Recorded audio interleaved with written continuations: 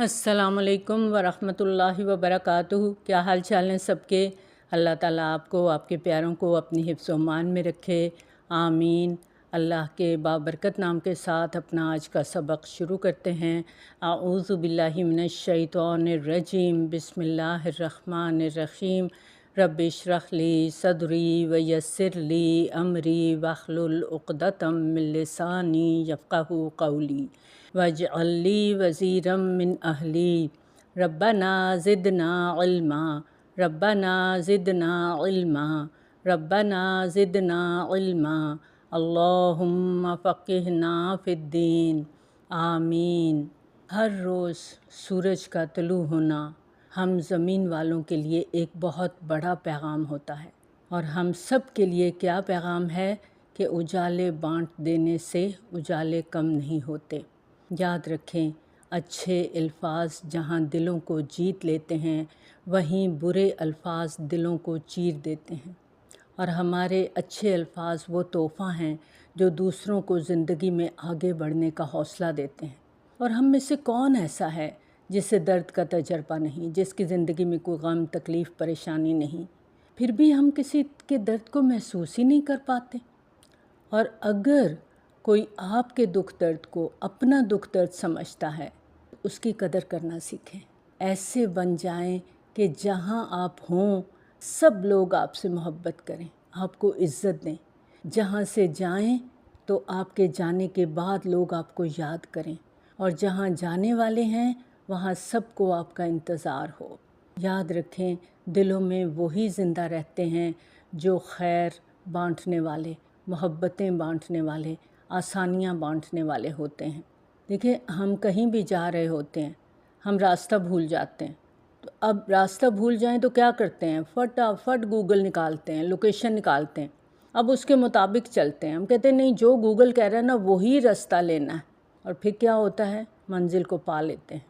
اللہ تعالیٰ نے جنت کی لوکیشن امام الانبیاء حضرت محمد صلی اللہ علیہ وآلہ وسلم کے ذریعے سے ہمیں بتا دی کہ یہ راستہ ہے، اس پر چلو گے تو سامنے جنت تمہارے استقبال کو موجود ہے۔ گوگل میپ پہ کتنا یقین ہے نا؟ کیا واقعی اتنا یقین ہمیں نبی صلی اللہ علیہ وآلہ وسلم کے بتائے ہوئے راستے پر بھی ہے؟ آج ہم اتباع رسول صلی اللہ علیہ وآلہ وسلم کے حوالے سے آیات کو دیکھیں گے۔ سورۃ آل عمران کی آیت نمبر 31 اور 32 کو دیکھتے ہیں۔ اللہ تعالیٰ نے اس میں فرمایا، بسم اللہ الرحمن الرحیم، قل کہہ دیجئے، ان اگر کنتم ہو تم تحبون اللہ، تم محبت رکھتے ہو اللہ سے، فاتبعونی، تو پیروی کرو میری، کس کی؟ نبی صلی اللہ علیہ وآلہ وسلم کی۔ اور اس کا نتیجہ کیا ہوگا؟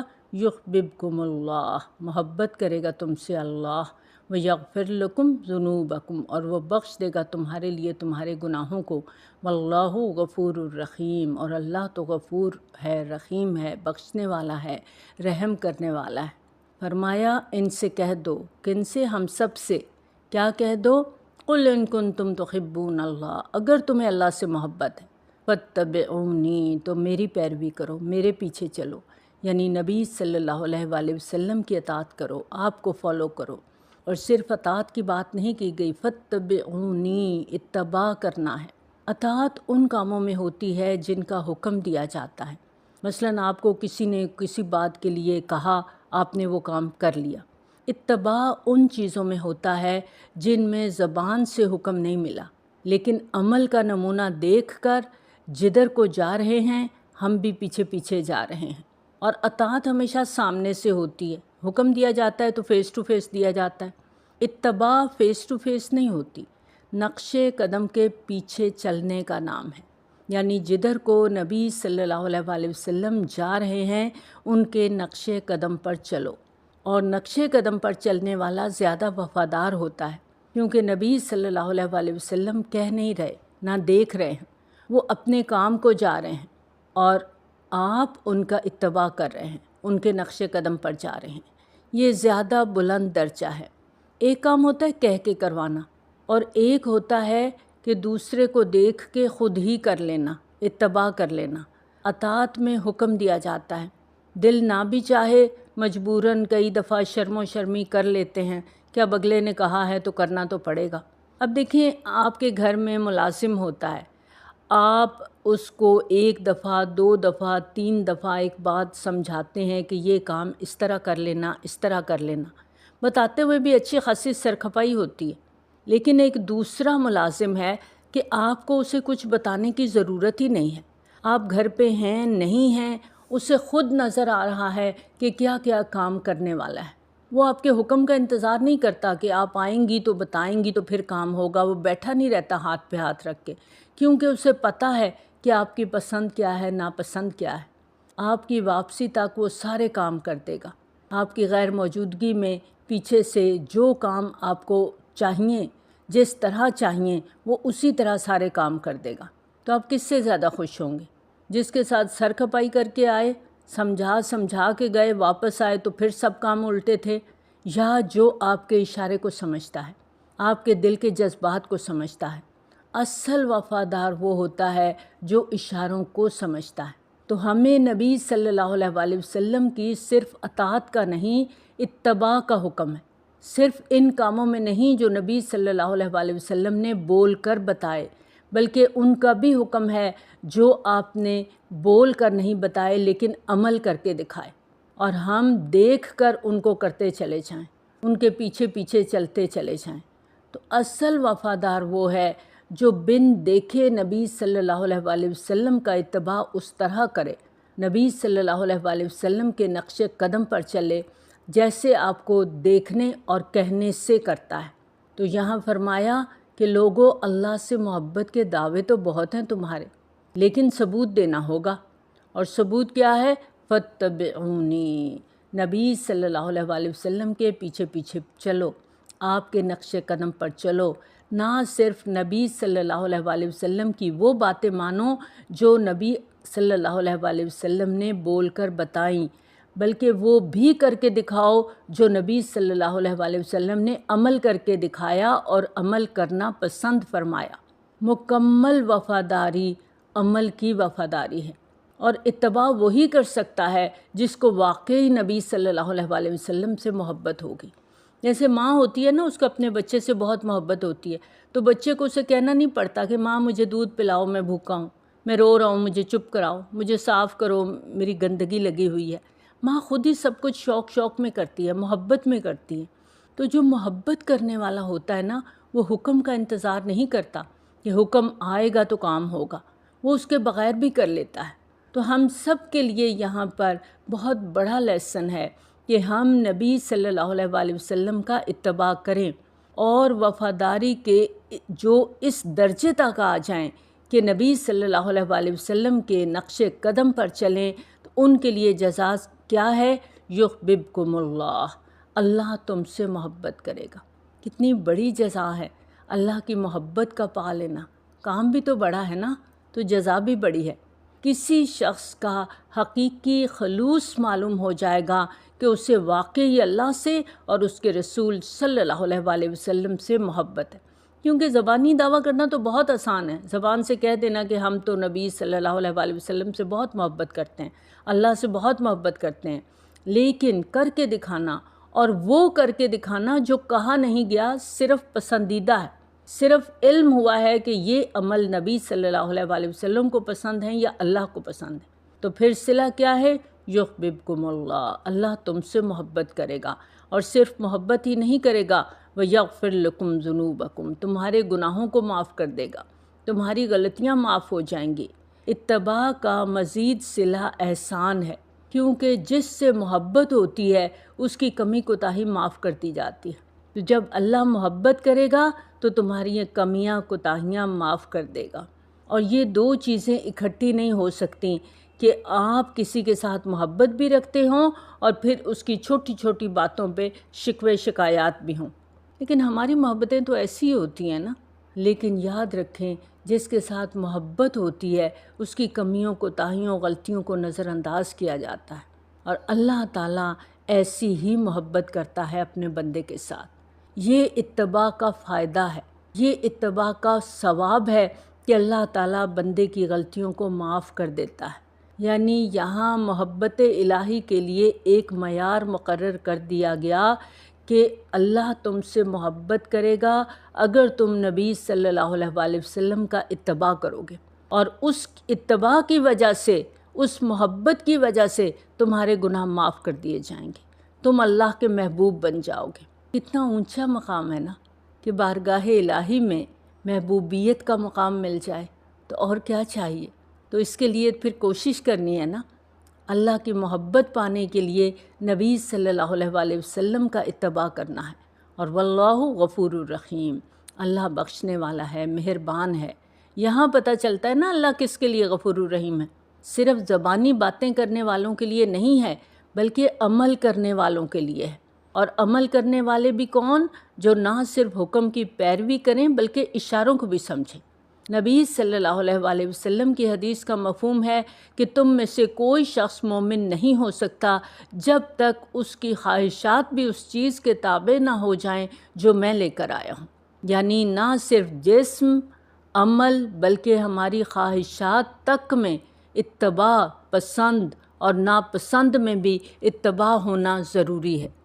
قل کہہ دیجئے اطیعوا اللہ، اطاعت کرو اللہ کی، والرسولہ اور اس کے رسول صلی اللہ علیہ وسلم کی۔ فَإِن تَوَلَّوْا، پھر اگر نہیں کرتے، منہ موڑتے ہو، فَإِنَّ اللَّهَ لَا يُحِبُّ الْكَافِرِينَ، تو ٹھیک ہے، اللہ ایسے کافروں سے محبت نہیں رکھتا۔ اگر اللہ کے، اس کے رسول صلی اللہ علیہ وسلم سے محبت کے دعوے کرتے ہو تو عمل کر کے دکھاؤ۔ اور یہاں جو اللہ کی بات نہیں مانتا، جو نبی صلی اللہ علیہ وسلم کی سنتوں کو فالو نہیں کرتا، ان کے طریقے پر نہیں چلتا، ان کا اتباع نہیں کرتا، اسے کافر کہا گیا ہے۔ اور بہت سے لوگ کہتے ہیں کہ قرآن ہمارے لیے کافی ہے، حدیث کا تو ہمیں پتہ ہی نہیں، خود ہی گھڑی ہوئی ہوتی ہیں باتیں۔ اللہ کی بات کے ساتھ ساتھ نبی صلی اللہ علیہ وسلم کی بات بھی ماننی ہے، اور جو نہیں مانتے تو ایسے لوگوں کو اللہ تعالیٰ مسلمان ہی نہیں مانتا، ان کا دعوی اسلام ہی مشکوک ہے، اور ان کے لیے یہاں کافر کا لفظ آیا ہے، بڑا سخت لفظ استعمال کیا گیا ہے۔ پچھلی آیت میں فرمایا کہ اگر تم نبی صلی اللہ علیہ وسلم کی پیروی کرو گے یحببکم اللہ، اللہ تم سے محبت کرے گا۔ یہاں فرمایا فَإِن تَوَلَّوْا، اگر تم منہ موڑتے ہو، اطاعت نہیں کرتے اللہ کی، اس کے رسول صلی اللہ علیہ وسلم کی، تو ٹھیک ہے، فَإِنَّ اللَّهَ لَا يُحِبُّ الْكَافِرِينَ، اللہ کافروں سے محبت نہیں کرتا۔ اللہ اپنے بندوں سے کیسے محبت کرتا ہے، کیسے پتہ چلتا ہے کہ اللہ اپنے بندوں سے محبت رکھتا ہے؟ اس کے لیے ایک بڑی خوبصورت حدیث کا مفہوم ہے۔ نبی صلی اللہ علیہ وسلم نے فرمایا، اللہ تعالیٰ جبرائیل علیہ السلام کو اپنے پاس بلاتے ہیں اور فرماتے ہیں کہ میں فلاں بندے سے محبت کرتا ہوں، تم بھی اس سے محبت کرو۔ جبرائیل علیہ السلام بھی اس سے محبت کرتے ہیں۔ پھر جبرائیل علیہ السلام آسمان والوں میں پکارتے ہیں، اے آسمان والوں، اللہ فلاں بندے سے محبت کرتا ہے، تم بھی اس سے محبت کرو۔ لہٰذا تمام آسمان والے بھی اس سے محبت کرتے ہیں۔ پھر وہ محبت زمین والوں کے دل میں اتار دی جاتی ہے، اور ایسے شخص سے زمین والے بھی محبت کرنے لگتے ہیں۔ اور اسی طرح جب اللہ تعالیٰ کسی شخص سے نفرت کرتا ہے تو جبرائیل علیہ السلام کو حکم دیتا ہے کہ تم بھی اس سے بغض رکھو۔ پھر آسمان والوں پر وہ بغض اتار دیا جاتا ہے، پھر وہی بغض زمین والوں میں آ جاتا ہے۔ اگر ہم سب یہ چاہتے ہیں کہ اللہ ہم سے محبت کرے، جبرائیل امین ہم سے محبت کریں، آسمان والے ہم سے محبت کریں، زمین والے ہم سے محبت کریں، تو ایک چھوٹا سا کام کرنا ہے، خود کو نبی صلی اللہ علیہ وسلم کی اتباع کے لیے، اطاعت کے لیے تیار کرنا ہے۔ نبی صلی اللہ علیہ وسلم کے نقش قدم پر چلو، ان کی پیروی کرو، اور یاد رکھیں دین وہی ہے جو نبی صلی اللہ علیہ وسلم نے بتایا، سکھایا، پیش کیا، عمل کر کے دکھایا۔ اگر وہ نہیں تو کچھ بھی نہیں۔ یاد رکھیں دین کا ماڈل اگر مدینے والا نہیں ہے تو کچھ بھی نہیں ہے۔ قرآن مجید میں بتا دیا گیا کہ نبی صلی اللہ علیہ وسلم کی زندگی میں تمہارے لیے بہترین نمونہ ہے، اسوہ حسنہ کہا گیا۔ اس لیے جہاں قرآن کا پڑھنا ضروری ہے، وہیں سیرت نبوی صلی اللہ علیہ وآلہ وسلم کا مطالعہ بھی ضروری ہے، اور نہ صرف مطالعہ ضروری ہے بلکہ اسے عمل میں ڈھالنا بھی ضروری ہے، تاکہ ہم اللہ کے پسندیدہ بندے بن جائیں۔ اللہ تعالیٰ نبی صلی اللہ علیہ وآلہ وسلم سے محبت رکھتا ہے، اور جو شخص نبی صلی اللہ علیہ وآلہ وسلم کی پیروی کرے گا وہ اللہ کا محبوب قرار پائے گا۔ اس لیے چھوٹی چھوٹی باتوں میں ہمیں سنتوں کو فالو کرنا ہے۔ کھانا بسم اللہ پڑھ کے کھانا، دائیں ہاتھ سے کھانا، بیٹھ کے کھانا، 3 سانس میں پانی پینا، بیٹھ کے پانی پینا، یہ سب چیزیں اتباع میں آ جاتی ہیں، اور یہ چھوٹے چھوٹے عمل ہیں جو ہم بھولے ہوئے ہیں۔ کچھ چیزیں نبی صلی اللہ علیہ وآلہ وسلم نے حکمت بھی فرمائی، اور صحابہ کرام رضی اللہ تعالیٰ عنہم آپ کو دیکھتے تھے اور دیکھ کر وہ کام کر لیا کرتے تھے جو نبی صلی اللہ علیہ وآلہ وسلم کہتے نہیں تھے، یعنی کچھ حکمن فرماتے تھے، کچھ عمل کر کے دکھاتے تھے۔ اس سے یہ بھی اندازہ ہوتا ہے کہ مومن کی نگاہ عبرت کی نگاہ ہوتی ہے، وہ ہر چیز سے عبرت حاصل کرتا ہے، ہر جگہ سے سیکھتا ہے، اپنی آنکھیں کھلی رکھتا ہے۔ ہمارا کیا حال ہے؟ ہماری آنکھیں کہاں کھلتی ہیں؟ جہاں ہمارا انٹرسٹ ہوتا ہے، دلچسپی ہوتی ہے، جہاں دنیا کو کوئی فائدہ ہوتا ہے، اور ہم سب جانتے ہیں کہ ہماری آنکھیں کہاں کھل رہی ہوتی ہیں، چاہے آدھی رات ہو، لیکن آدھی رات کی عبادت کے لیے تو کم ہی کھلتی ہیں۔ ہاں، جو نمونے ہم دیکھ رہے ہوتے ہیں اپنے ہاتھوں میں موبائل پکڑ کے، جو ماڈل ہم دیکھ رہے ہوتے ہیں، جن کو ہم نے رول ماڈل بنا رکھا ہے کہ ان جیسے لباس، ان جیسی گفتگو، ان جیسا چلنا پھرنا، ان جیسا پہننا، ان کو ہم نے ہیروز بنایا ہوا ہے، ان کے جیسا بننا چاہتے ہیں۔ سیرت کے بارے میں تو ہم کم ہی جانتے ہیں۔ نبی صلی اللہ علیہ وآلہ وسلم کی زندگی کیسی تھی، گھر والوں کے ساتھ آپ کے معاملات کیسے تھے، لوگوں کے ساتھ آپ کے معاملات کیسے تھے، آپ کا اٹھنا بیٹھنا کیسا تھا، کھانا پینا کیسا تھا۔ یاد رکھیں، اگر اللہ اور اس کے رسول صلی اللہ علیہ وآلہ وسلم کی اطاعت ہم نہیں کرتے تو اللہ کو اس کی کوئی پرواہ نہیں، لیکن ایسے لوگ اللہ کی محبت کو پا نہیں سکتے۔ فَإِن تَوَلَّوْا فَإِنَّ اللَّهَ لَا يُحِبُّ الْكَافِرِينَ، اگر منہ موڑتے ہو تو اللہ ایسے کافروں کو پسند نہیں کرتا۔ سورۃ نساء کی آیت نمبر 59 کے آغاز میں فرمایا، یا ایھا الذین آمنوا، اے لوگو جو ایمان لائے ہو، اطیعوا اللہ و اطیعوا الرسول، اطاعت کرو اللہ کی اور اطاعت کرو رسول صلی اللہ علیہ وآلہ وسلم کی۔ اللہ کی اطاعت، اللہ تعالیٰ کا حکم سب سے پہلے، اللہ تعالیٰ کا احسان ہمارے اوپر سب سے زیادہ ہے، تو سب سے پہلا حکم ہے اللہ تعالیٰ کی اطاعت کرنی ہے۔ سورۃ اعراف میں آتا ہے، خبردار جس کی مخلوق ہے فیصلہ بھی اسی کا ہوگا، اور فیصلہ اللہ کے لیے ہے۔ اور حدیث کا مفہوم ہے کہ خالق کی نافرمانی میں مخلوق کی اطاعت جائز نہیں ہے۔ ایک مسلمان سب سے پہلے اللہ کا بندہ ہے، باقی سب چیزیں بعد میں آتی ہیں۔ مسلمان کی انفرادی زندگی اور اجتماعی نظام دونوں کا مرکز اللہ تعالیٰ کی فرمانبرداری ہے، اللہ کی اطاعت ہے، اور دوسری ہر اطاعت اس وقت قبول ہوگی جب ہر اطاعت اللہ کی اطاعت کے تابع ہوگی۔ اور دوسری چیز نبی صلی اللہ علیہ وآلہ وسلم کی اطاعت، یہ اللہ تعالیٰ کی اطاعت کی واحد عملی صورت ہے۔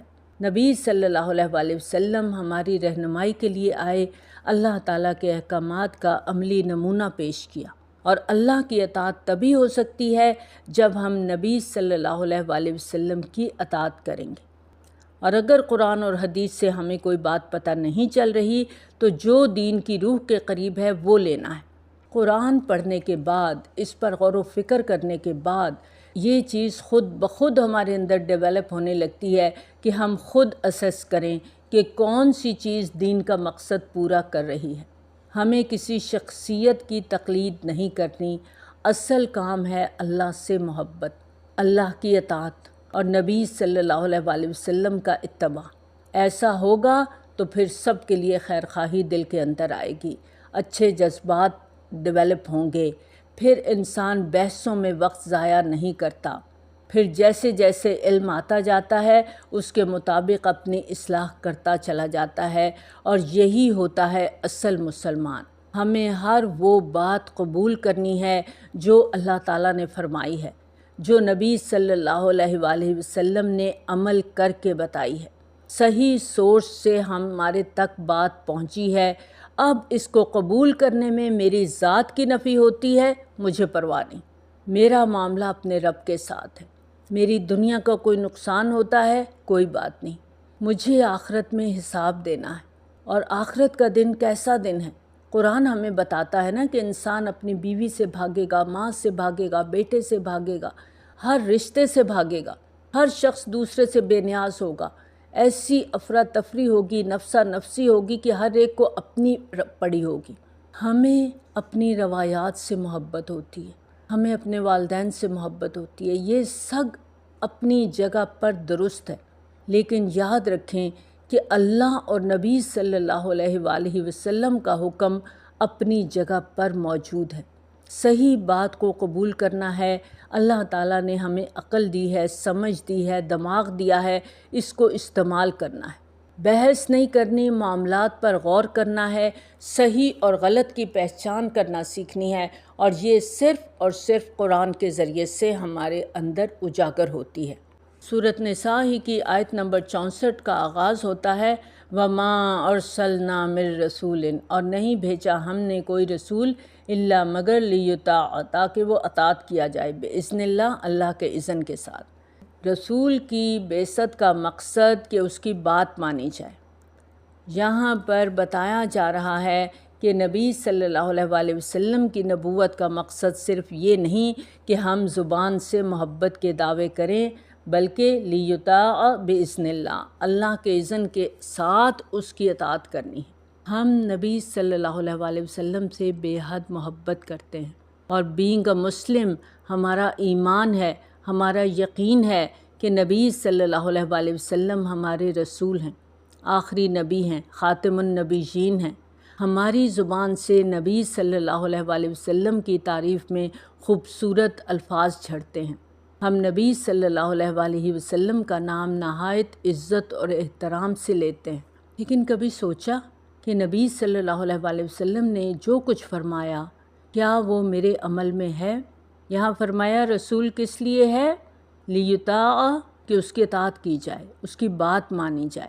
اصل فائدہ تمہارا تب ہوگا جب تم رسول صلی اللہ علیہ وآلہ وسلم کی بات مانو گے، ان کا اتباع کرو گے، ان کے راستے پر چلو گے۔ اب دیکھیں، ایک ٹیچر ہے، وہ اپنے شاگردوں سے کہتا ہے کہ سبق یاد کر کے آؤ۔ اب اگلے دن شاگرد ٹیچر کو 2-4 خوبصورت شعر سنا دیں، یا پھولوں کے گلدستے رکھ دیں، جھنڈیاں لگا دیں کلاس میں، تو پھر کس کو فائدہ ہوگا؟ بچوں کو ہوگا یا ٹیچر کو ہوگا؟ ہمارا جو معاملہ ہے نا، کچھ ایسا ہی ہو گیا ہے۔ عقیدت بہت ہے ہمیں، لیکن بات نہیں ماننی۔ یہ ہمارا ٹرینڈ بن گیا نا۔ عزت احترام کریں گے، لیکن مرضی اپنی کریں گے۔ ولادت کے مہینے کی ڈھیروں تیاریاں کریں گے، سجاوٹیں، روشنیاں، محفلیں، گلیاں سج جاتی ہیں، بازار سج جاتے ہیں، محفلیں میلاد منعقد ہوتی ہیں، رو رو کے برے حال ہو جاتے ہیں، لیکن عمل ویسے کا ویسا ہی ہوتا ہے۔ ربیع الاول آتا ہے، گزر جاتا ہے، محفلیں ختم ہو جاتی ہیں، لیکن کچھ بدلتا ہے کیا؟ کیا اخلاق بدلا؟ اعمال بدلے؟ کیا نبی صلی اللہ علیہ وآلہ وسلم کی سنتوں کو فالو کرنے کا کوئی عہد ہم نے کیا؟ جو چل رہا تھا سب ویسے کا ویسا ہی چلتا رہتا ہے۔ بس لمحہ بھر کو رکتے ہیں، جشن مناتے ہیں، اپنی ذمہ داری پوری کر لیتے ہیں۔ تو یہاں پر کیا فرمایا؟ وَمَا أَرْسَلْنَا مِن رَسُولٍ إِلَّا لِيُطَاعَ بِإِذْنِ اللَّهِ، اور رسول کیوں بھیجے جاتے ہیں؟ کہ اللہ کے اذن کے ساتھ ان کی اطاعت کی جائے، ان کی بات مانی جائے۔ یاد رکھیں، ہمارا دین اس وقت تک مکمل نہیں ہوتا جب تک ہم اللہ کی اطاعت کے ساتھ ساتھ نبی صلی اللہ علیہ وآلہ وسلم کی اطاعت نہیں کرتے، سنتوں کو فالو نہیں کرتے، احادیث کا مطالعہ نہیں کرتے۔ ہم جانتے ہی نہیں کہ نبی صلی اللہ علیہ وآلہ وسلم نے ہمیں کیا احکامات دیے، کیا عمل کر کے دکھائے، اور نبی صلی اللہ علیہ وآلہ وسلم نے جو بھی بتایا، جو بھی سکھایا، جو بھی عمل کر کے دکھایا، وہ سب اللہ کے حکم سے تھا۔ نبی صلی اللہ علیہ وآلہ وسلم کی احادیث کو، نبی صلی اللہ علیہ وآلہ وسلم کی سنتوں کو جاننا، سمجھنا، ان کا علم حاصل کرنا، یہ اتنا ہی اہم ہے جتنا قرآن کی تعلیم حاصل کرنا۔ قرآن ایک بات بتاتا ہے، حدیث اس کی وضاحت کرتی ہے۔ تو اس دعا کے ساتھ اس کو مکمل کرتے ہیں کہ اللہ تعالی ہمارے دلوں کو اپنی اور نبی صلی اللہ علیہ وآلہ وسلم کی محبت سے بھر دے، اور ہمارا ہر قدم، ہر عمل اللہ اور اس کے رسول صلی اللہ علیہ وآلہ وسلم کی اطاعت پر مبنی ہو۔ آمین۔ وآخر دعوانا ان الحمد للہ رب العالمین۔ سبحانک اللہم و بحمدک، نشہد ان لا الہ الا انت، نستغفرک و نتوب الیک۔ السلام علیکم ورحمۃ اللہ وبرکاتہ۔